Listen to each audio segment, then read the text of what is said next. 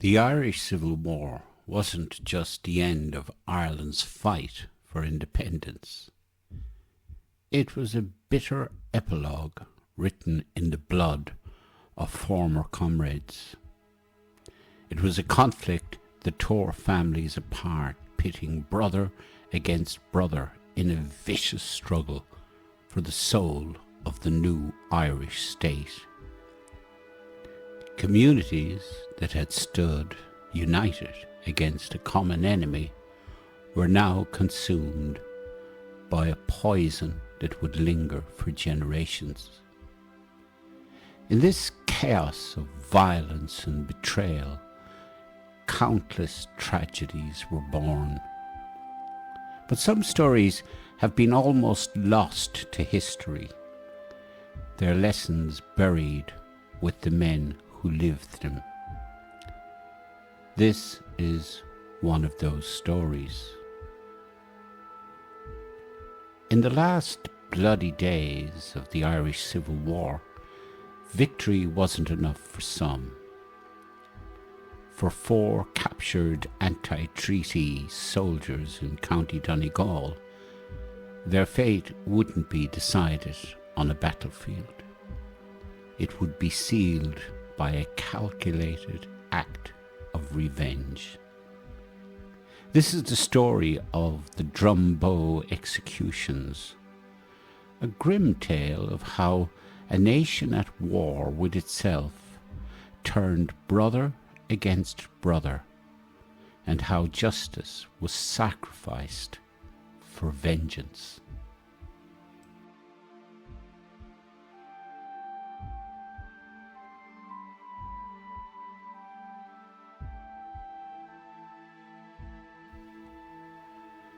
By late 1922, the Irish Free State was a deeply divided nation. The Anglo-Irish treaties, signed the year before, had shattered the Republican movement. On one side, you had the pro-treaty National Army, the government's new military, determined to make the treaty stick. On the other, the anti-treaty IRA, who saw the agreement and its oath of allegiance to the British Crown as a total betrayal of the Irish Republic. County Donegal, rugged and remote, was a strange and complicated theatre in this national tragedy, because it bordered the new state of Northern Ireland. It had been a staging ground for a joint IRA campaign against the Northern government, an effort approved by leaders on both sides of the treaty divide, like Michael Collins and Liam Lynch. For a brief time, a tense but functional cooperation existed.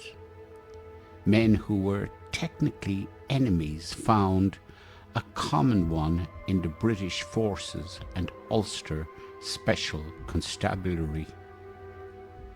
But it wouldn't last.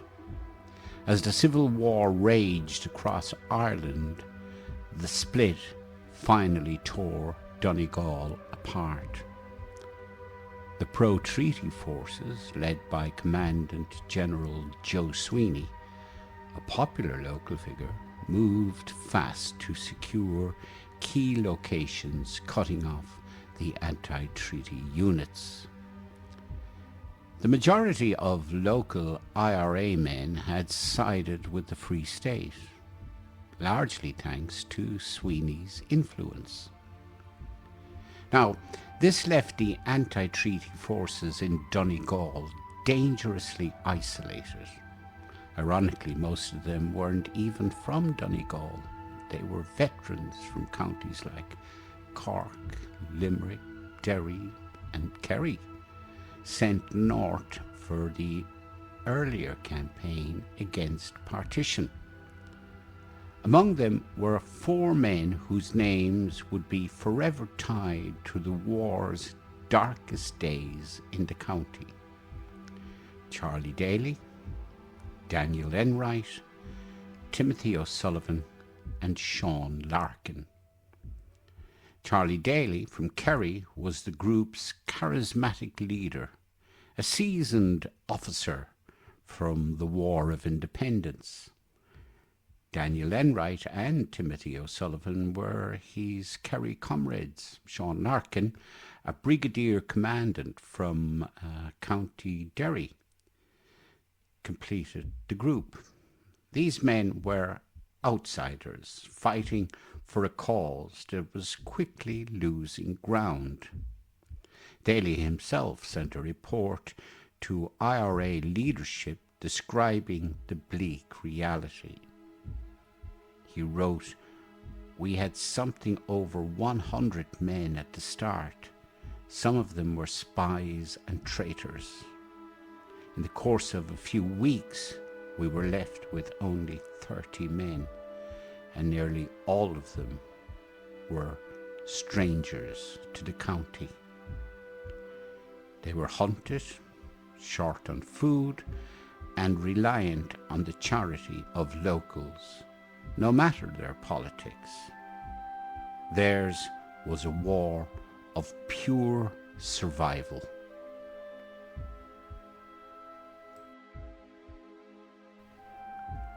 By the autumn of 1922, the fight in Donegal was all but over.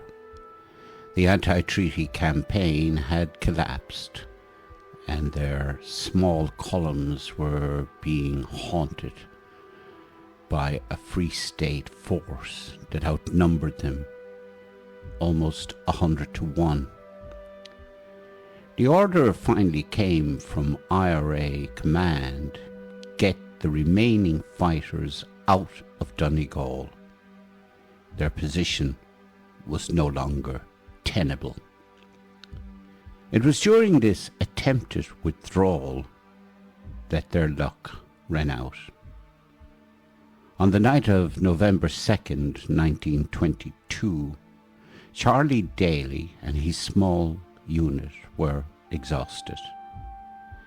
They'd reached a safe house in Donegal, in the shadow of Mount Errigal, to meet another unit before making their escape. They had just laid down to rest when the Free State troops surrounded the house. Daly, half asleep, was struck with a rifle butt as he reached for his own weapon. He and his men were captured. Amongst the prisoners taken were Daly, Enright, O'Sullivan, and Larkin. They were taken to Drumbo Castle, a fortified manor near Stranraer that the Free State was using as its county headquarters. For months they sat in a cell together, their fate unknown. Daly, ever the commander, immediately took full responsibility for his men. On January 18, 1923, the men were court-martialed inside the castle. The charge was a common one: unlawful possession of weapons. The verdict was just as predictable: guilty. The sentence? Death. Yet, for a while it seemed like an empty threat. Weeks turned into a month, then 2 months. The war in Donegal was over. Even local government bodies pleaded for mercy, and the general feeling was that the sentences wouldn't be carried out. The prisoners themselves held onto a sliver of hope. In a letter written after his sentencing, Timothy O'Sullivan sounded almost upbeat. "Nothing strange here, only that we were court-martialed on January 18th and we got no account of it since. We are as happy as the flowers in May." Just 2 days before his death, he wrote another letter, seemingly unaware of the danger. The men in Drumbo Castle thought the worst was behind him. They couldn't have been more wrong.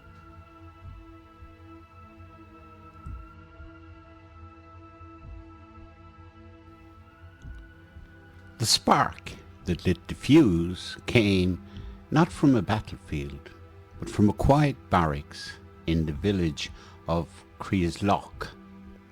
On the night of March 10, 1923, a Free State officer, Captain Bernard Cannon, was shot and killed. A Donegal native, Cannon was a known figure in the National Army.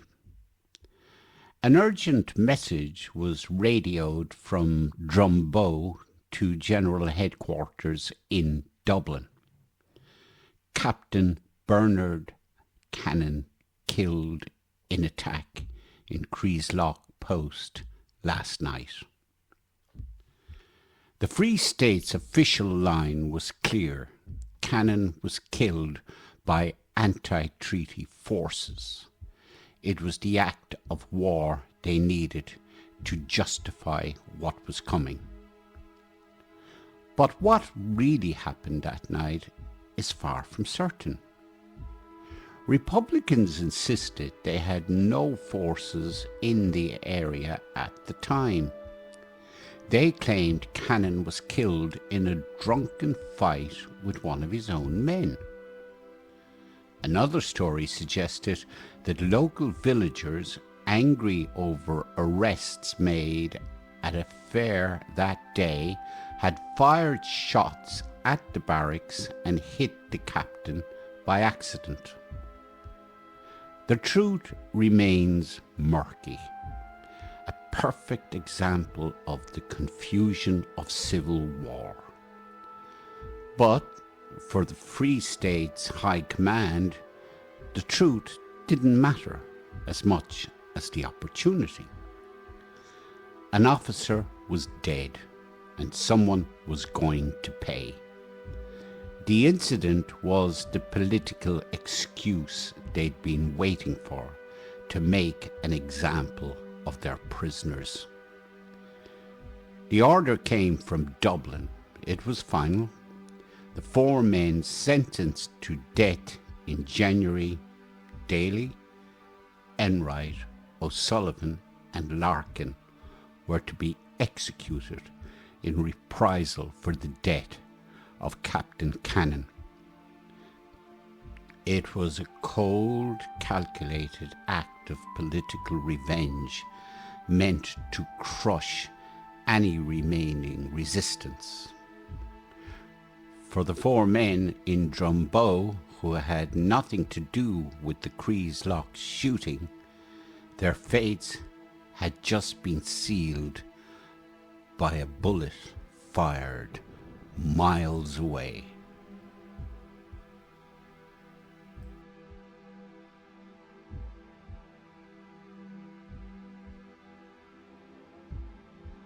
If you find this story important, please consider subscribing to our channel Emerald Chronicle and liking this video. It helps us bring more of these forgotten histories to light. Let us know in the comments what part of this story stood out to you the most, and be sure to watch our other videos on Ireland's revolutionary period. Thank you for watching.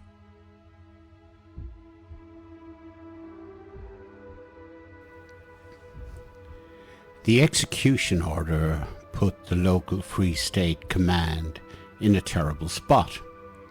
Commandant General Joe Sweeney, who knew Charlie Daly personally, was against the executions.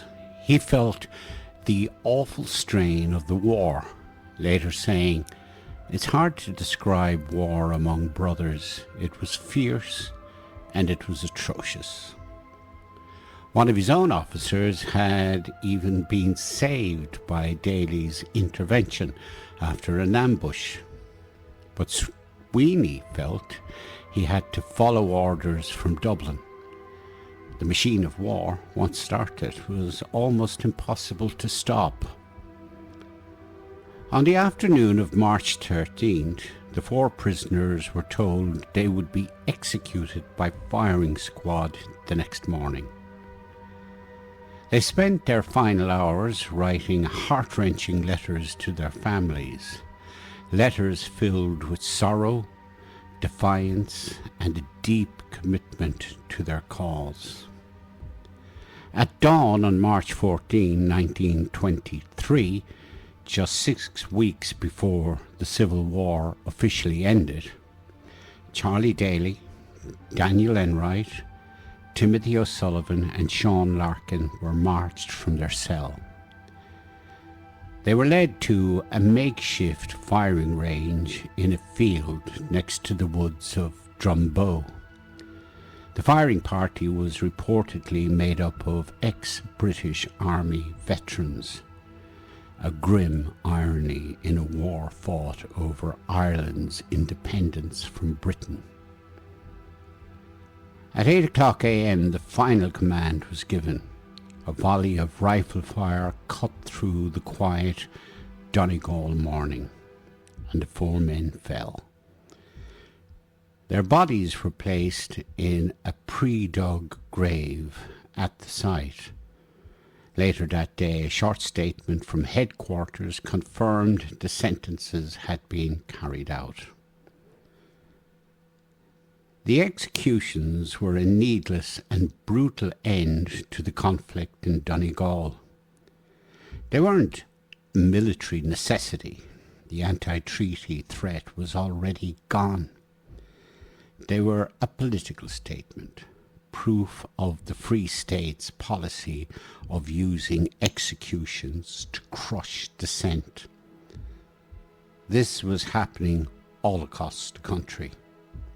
Just days earlier, a series of horrific reprisal killings had begun in Daly, Enright and O'Sullivan's home county of Kerry, where Republican prisoners were murdered with landmines by Free State forces.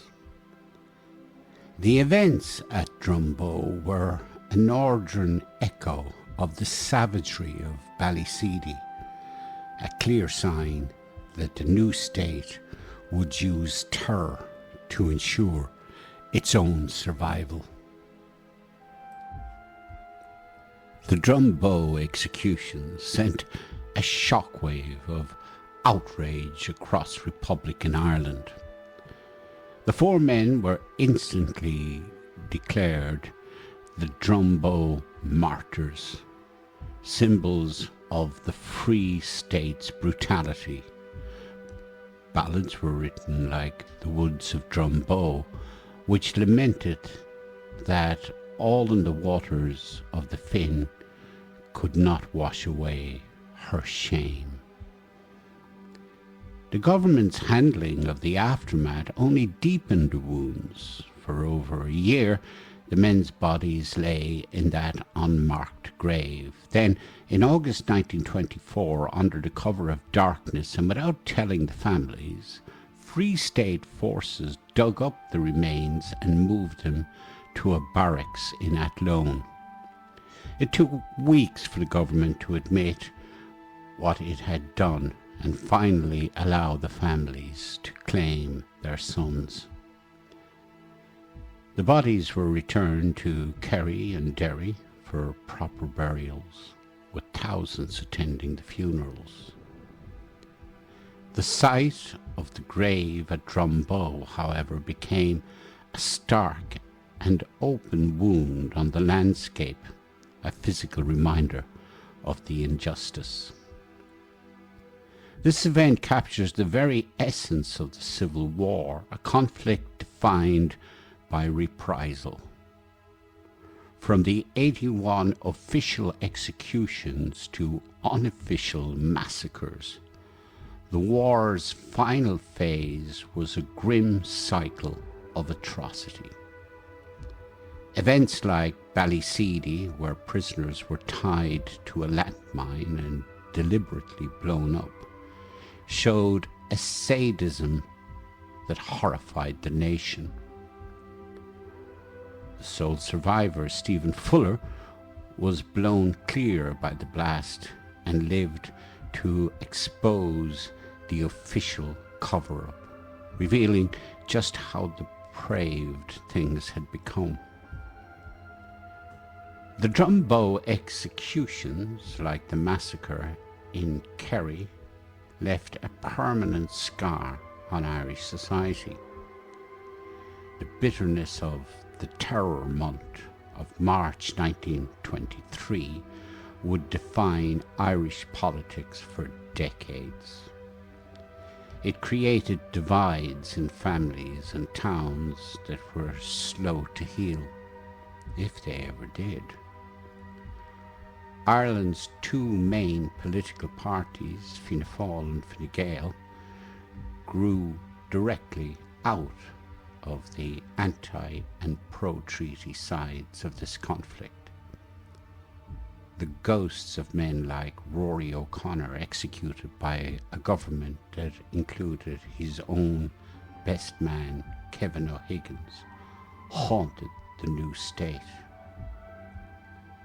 Today, monuments stand at the execution site in Drumbo and on the main street of Stranraer, ensuring these four men are not forgotten.